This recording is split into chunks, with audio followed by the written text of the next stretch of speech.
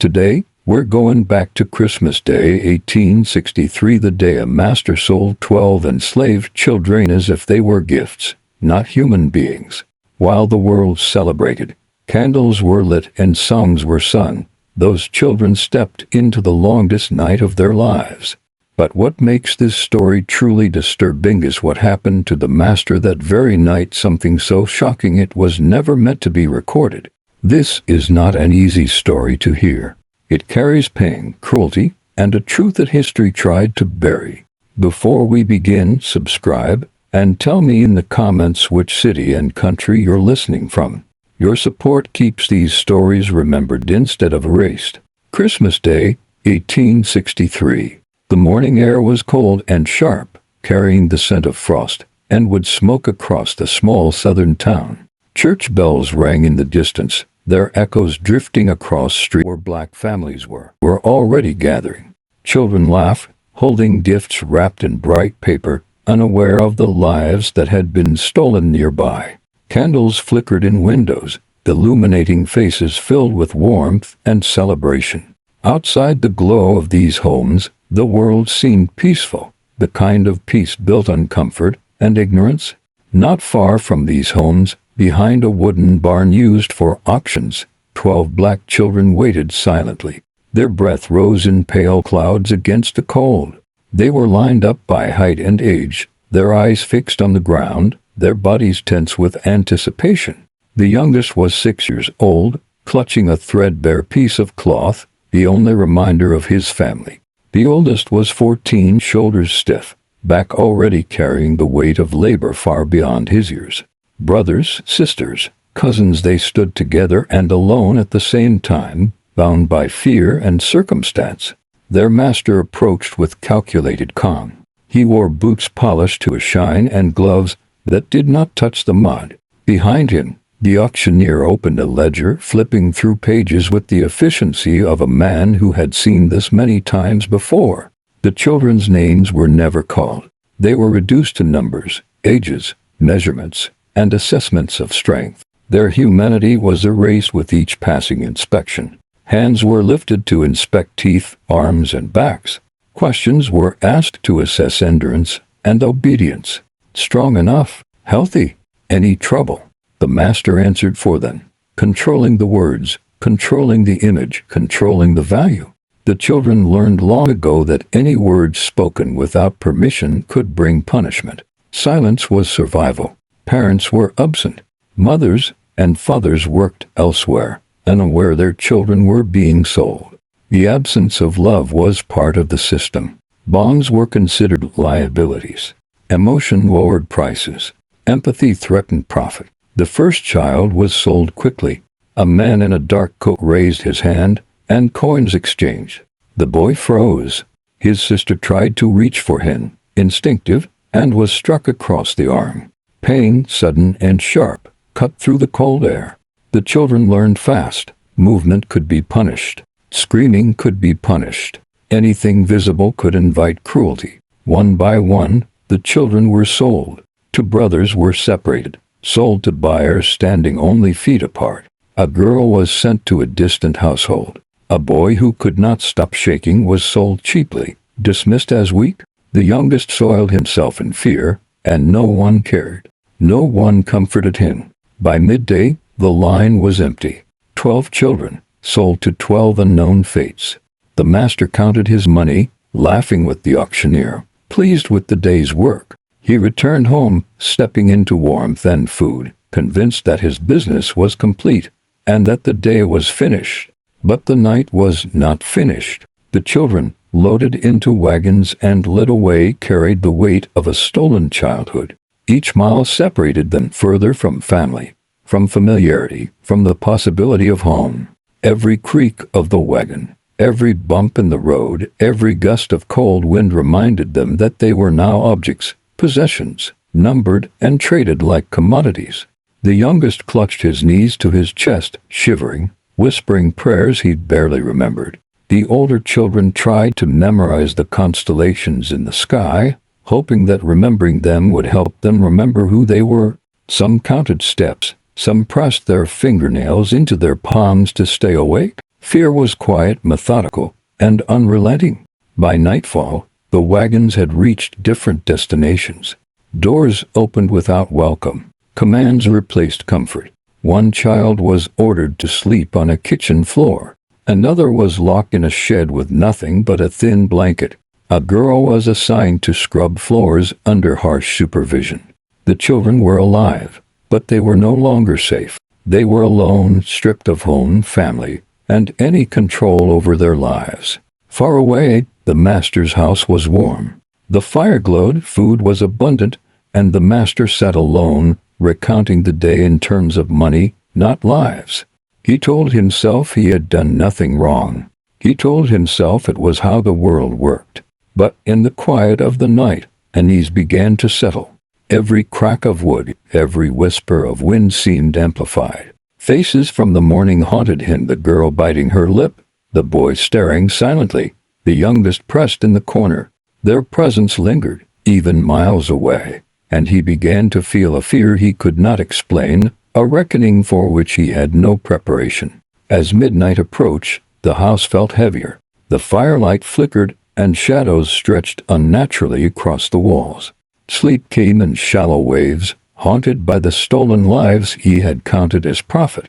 The faces of the 12 children visited his mind relentlessly, and even in waking hours, their memory pressed against him, inescapable and accusing. The consequences of his cruelty were not measured in coins. They were measured in weight, silence, and the knowledge that what he had done could never be undone. That night, the children lay scattered across unfamiliar floors, beds, and sheds. They were alive, but stripped of comfort. Each child faced the terror of being entirely alone in the world, surrounded by strangers. The master, in his house, faced the terror of his own conscience, unprepared, unshielded, and haunted. Christmas had come and gone, but for the 12 children, it marked the end of childhood, and for the master, it marked the beginning of a night he would never forget. Night fell heavy on Christmas Day, 1863, blanketing the southern town in darkness. The cold bit through layers of fabric, cutting into wooden wagon floors, sinking into the bones of the 12 black kids who had been sold that morning. Their breaths rose in pale clouds against the dim glow of lanterns swinging in the hands of the drivers. Every mile felt longer than the last, every bump of the wagon reminding them that home, family, and comfort had been stolen. They did not cry. Crying had never been useful. Silence and stillness were their only defenses. The youngest kid pressed himself into the corner of the wagon, knees drawn tightly to his chest. He had not yet understood the meaning of Christmas, only that he had lost the people who once called him by name. He searched for his sister, for his brother, for anyone familiar, but the spaces between the wooden slats of the wagon held only darkness. He whispered small prayers he barely remembered, hoping somehow the words would protect him. The adults around him did not see, did not hear, and would not intervene. He had learned that hope and survival often existed in separate worlds.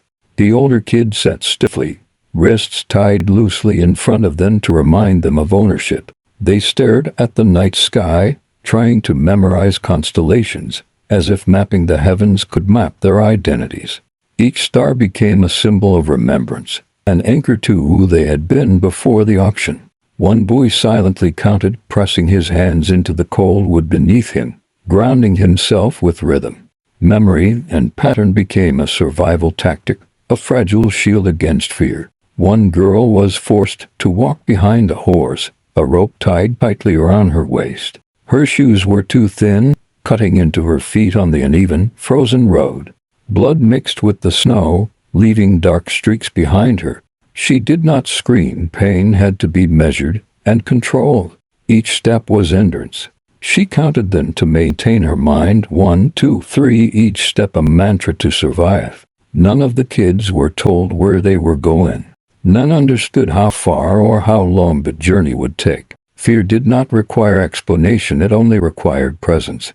Each mile drove them further from the comfort of home, from voices they knew, from the small fragments of safety they had once taken for granted. Each creak of the wagon, each jolt of frozen earth, Each gust of cold wind reminded them that they were objects, property, numbers to be exchanged, not people.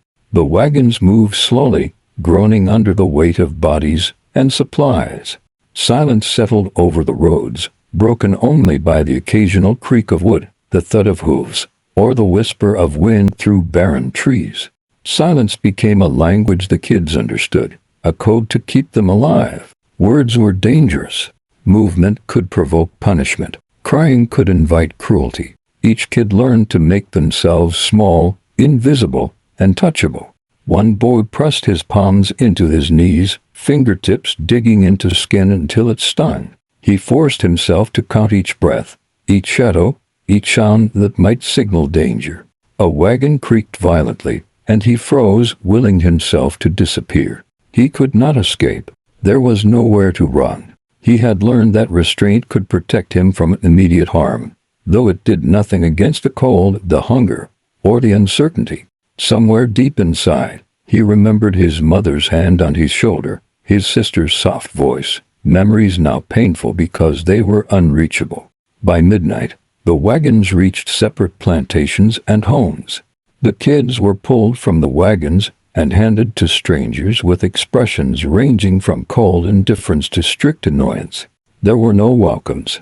Commands replaced comfort. One kid was ordered to sleep on a kitchen floor near the fire, the only warmth coming from flickering flames. Another was locked in a shed with nothing but a thin blanket and the cold wind sneaking through cracks. A girl was assigned to scrub floors, small-bodied, bent over rough surfaces under strict supervision. The instructions were simple. Obey, survive, repeat. There was no compassion, no explanation, no concern for the human inside. Night stretched long and heavy. It was a night without comfort, without understanding, without hope. Crying into the darkness offered no relief. Reaching out brought only emptiness. Shadows grew long and solid, pressing against the walls of unfamiliar buildings. The kids learned to breathe slowly, quietly, to make themselves smaller, less visible, less present. The only companions were each other, strangers, and former friends now unknowns, sharing the same fear but unable to comfort each other. The night seemed to stretch endlessly, each second measured by endurance rather than life. Far from the kids, the master returned to his house. The warmth of the fire and abundance of food contrasted sharply with the suffering of the 12 kids. He sat alone, recounting the day in terms of money, not lives. He told himself he had done nothing wrong, that it was business, that it was how the world worked, that God would forgive him, or at least not notice. He did not think of the kids as human. They were property, objects, shadows of humanity whose value could only be measured in coins. As midnight deepened, unease began to creep into the master's home. The silence felt heavy. Every creak of the floor, every whisper of wind, seemed amplified. Faces from that morning haunted him, the girl biting her lip, the boy staring silently, the youngest pressed in the corner. Their presence lingered, even miles away, a weight he could not escape. He realized for the first time that he had stolen something fundamental, and now, though sitting safely by his fire, it had returned in a way he could not control. The night passed slowly, hours crawling. His thoughts circled obsessively. Each flicker of firelight cast long shadows.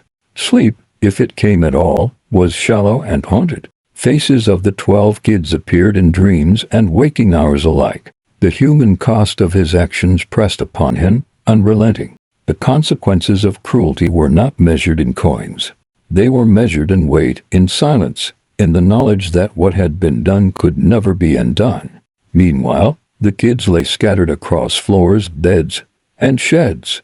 They were alive, but stripped of comfort. Each kid faced the terror of being entirely alone in the world, surrounded by strangers. Each struggled to hold on to identity, to hope, to memory. Christmas had come and gone, but for the 12 black kids, it marked the end of childhood. For the master, it marked the beginning of a night haunted by the stolen lives he had counted as profit. The night deepened. The wagons had delivered the 12 black kids to separate plantations, each unfamiliar and cold, each a new cage of control. The children were unloaded with brusque hands and stern orders. One boy was told to carry a bundle of firewood to a shed and leave it there. A girl was led to a kitchen to scrub floors, her hands raw from cold water and rough boards. Another was handed to a woman who looked at him with tired indifference, shrugging as if his existence was of no importance. No welcome, no comforting words, just orders. The youngest kid huddled under a thin blanket in a cold shed. He shivered violently, trying to make his body small enough to escape the cold that bit into him from the floorboards. His mind clung to fragments of memory, recalling the warmth of a mother's hand, the sound of a sister's voice, the smell of home. Those memories faded quickly, replaced by the harsh reality of isolation and fear. Every sound outside the shed, hooves, doors closing, footsteps, felt like a threat. He whispered to himself, repeating a small prayer he barely remembered, hoping it could somehow shield him from harm. The older kids fared no better. One boy, wrists still tied loosely, was forced to work in the fields under a watchful eye. The cold air stung his skin, and his muscles ached from labor he had not fully been trained to endure. He counted silently, each repetition a shield against panic, each breath a mark of survival. The stars above, which had once given him hope, were now obscured by clouds, leaving him with only the present, harsh and unrelenting. The girl who had been walking behind the horse was now inside a kitchen, kneeling over scrubbing boards, hands raw and aching.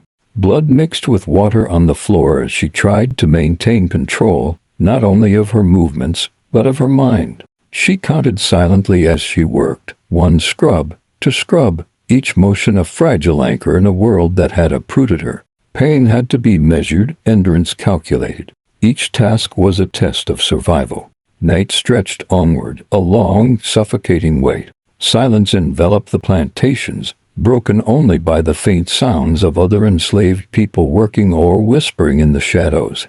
The children learned to make themselves small, to avoid drawing attention, to exist in ways that would minimize punishment.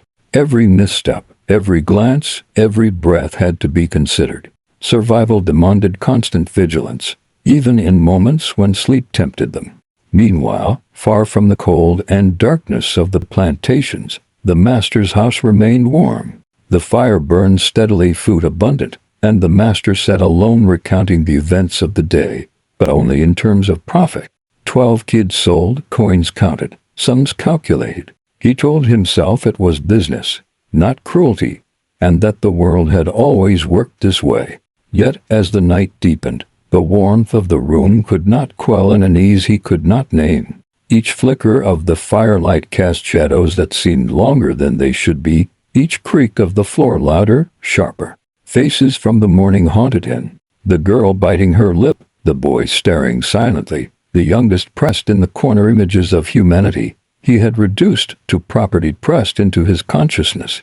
No amount of firelight, no drink, no justification could erase them. He began to pace, counting the steps across his wooden floor as if motion could help him escape the weight pressing against him. But it could not.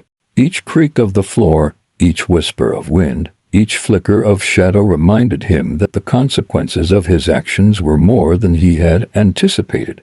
The night grew colder, and the children huddled together where they could, seeking warmth in the bodies of those nearby. They whispered to each other in tiny, almost inaudible voices. "Do you remember home?" one asked. "I can still see the fields," another whispered back. Their memories, fragile and fleeting, became both a comfort and a torment. To remember was to feel loss. To forget was to risk erasure of identity.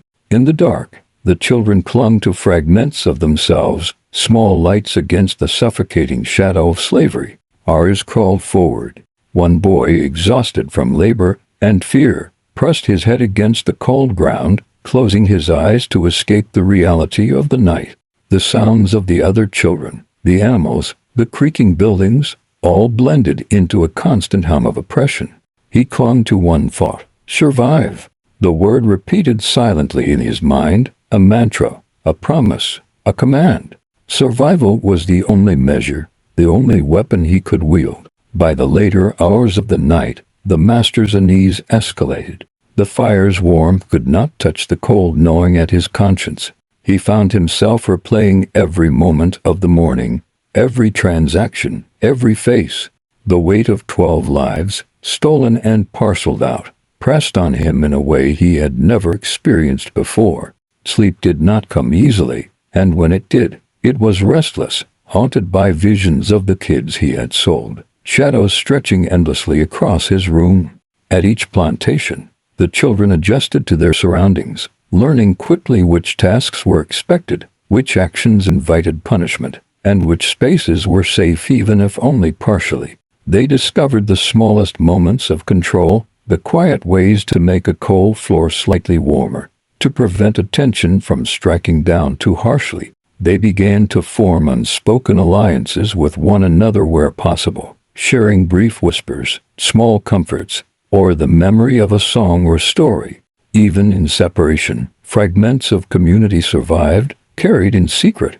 The night became a slow, grinding teacher. Fear and endurance were the lessons, and memory was the only refuge.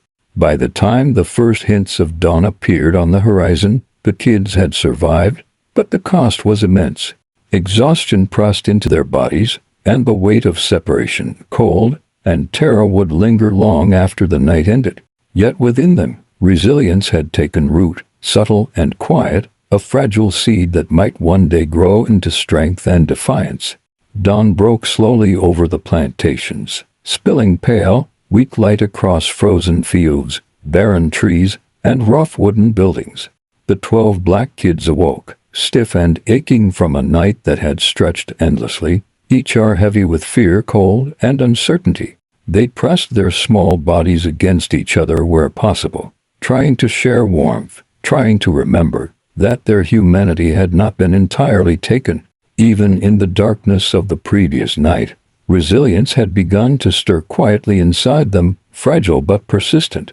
They had survived the auction, the wagon journey, and the first night in unknown places. That survival, small though it was a seed of strength in a world determined to erase it. The youngest kid, no older than 6, pressed himself into the corner of a cold shed, shivering as frost crept into his thin clothing. He tried to keep his knees tight against his chest, whispering prayers he barely remembered. He searched the shadows for something familiar, some fragment of home or family.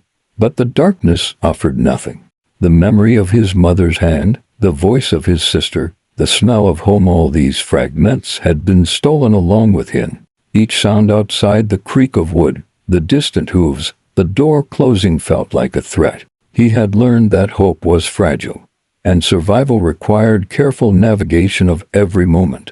The older kids fared differently, but no less cruelly. One boy, wrist still loosely tied as a constant reminder of ownership, was sent into the frozen fields under the watchful eye of a supervising adult.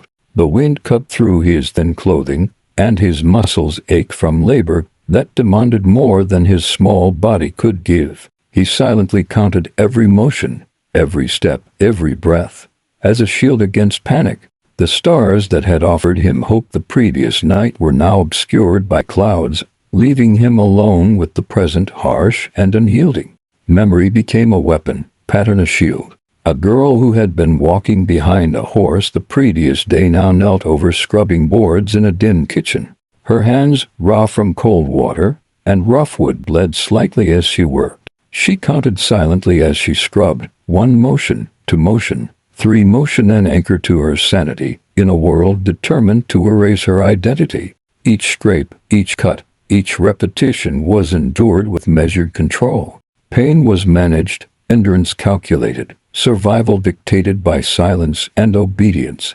Hours passed with relentless repetition. The children learned to make themselves small, to move quietly, to avoid drawing attention. Any mistake could lead to punishment, and punishment came in many forms: a sharp word, a cold stare, a physical blow, or isolation. Even small errors could be deadly.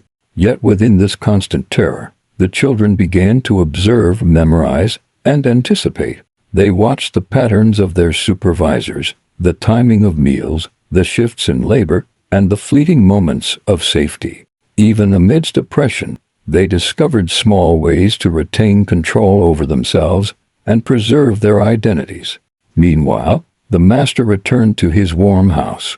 The fire-crackled food was plentiful, and comfort surrounded him. He counted the profits of the day, coins and numbers replacing faces, replacing humanity. 12 kids sold, money counted, profit made. Yet the warmth of the fire could not extinguish the creeping unease in his chest. Faces haunted him, the youngest huddled in fear, the girl biting her lip, the boy staring silently. The weight of the stolen childhoods pressed upon him, unshakable, unseen yet undeniable. Sleep eluded him, and when it came, it brought only restless dreams filled with shadows and accusations. As night approached again, the 12 kids faced another cycle of labor, fear, and endurance. Whispers passed between them in the shadows, songs remembered from home, fragments of stories, names and voices they would not let die. Each whispered memory was a lifeline, a quiet act of resistance, a way to assert that despite everything, they were still human, still individuals, still alive. The smallest moments, a shared look, a hidden object, a song hummed softly, became victories. These acts, though subtle, were powerful. They preserved identity in the face of systematic dehumanization. The master, however, could not escape the weight of his actions. The firelight, once comforting, now cast accusing shadows that danced across the walls of his house. He replayed each action, each shell, each face. He felt the cold creeping not from outside but from the inside, gnawing at his conscience. He could not undo what he had done, and the knowledge pressed on him relentlessly. Comfort and wealth were useless against the memory of cruelty, against the humanity he had ignored and destroyed. By the second night, routines had begun to settle on the plantations. The children learned the rhythm of commands, the timing of chores, the silent language of survival. They adapted in ways that preserved life, hiding, observing, conserving energy, and finding brief moments of safety. They developed a subtle resilience, a quiet defiance that existed beneath the surface of obedience. Every day became a test, every action a measure of survival, and every night a reminder of endurance. Small acts of preservation continued. One girl hid a scrap of bread under her sleeve, another boy pressed a worn piece of wood into his hands as a talisman. They whispered fragments of home to each other, songs, names, memories, all carefully guarded from overseers. Each small act reinforced their identity, allowed their spirit to survive, and created an invisible network of support, even in separation. By dawn, another day began, harsh and cold but endured. The 12 kids had survived yet another cycle of labor, fear, and enforced obedience. Their identities, though under constant threat, remained intact. Their humanity, though challenged, had not been extinguished. They had endured the auction, the journey, the separation, the cold, and the cruelty, and in doing so, they discovered the quiet strength that would carry them forward. The master, for his part, continued to face a different form of confinement. Wealth and comfort surrounded him, but guilt, unease, and the haunting presence of the 12 kids he had sold imprisoned him. Firelight, once a symbol of warmth and control, now seemed to mock him. Sleep brought no relief, only visions of children who should have been free. He understood, in some deep and uncomfortable way, that cruelty carries its own weight, a weight heavier than gold, impossible to ignore, impossible to erase.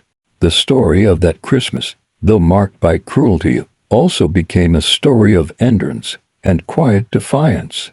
The 12 black kids, torn from home and family, separated and sold like property, survived not just physically, but emotionally. They preserved fragments of memory, identity, and hope, carrying them forward into an uncertain future. The master, conversely, discovered that stolen childhoods leave indelible marks not on the victims alone, but on those who perpetrate the cruelty. By the end of Section 4, a fragile equilibrium had emerged. The 12 kids continued their lives under harsh conditions, but with resilience and memory intact. The master remained haunted, a man surrounded by comfort yet imprisoned by conscience. This story, though set in one fateful Christmas, revealed a truth that endures.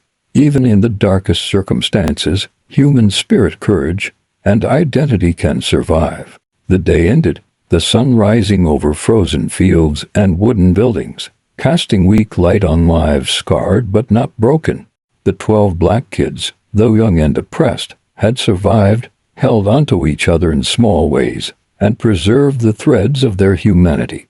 And the master, facing a night haunted by the consequences of his actions, realized that some debts could never be paid, and some cruelty would never be forgotten. This Christmas of 1863, remembered for pain and injustice, also became a testament to endurance, courage, and the unbreakable spirit of those who were forced to endure.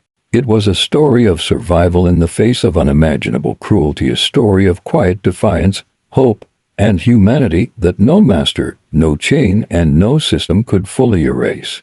If this story moved you, don't let these voices be forgotten. Subscribe to Silent Chains and turn on notifications to witness more untold stories of courage, pain, and resilience.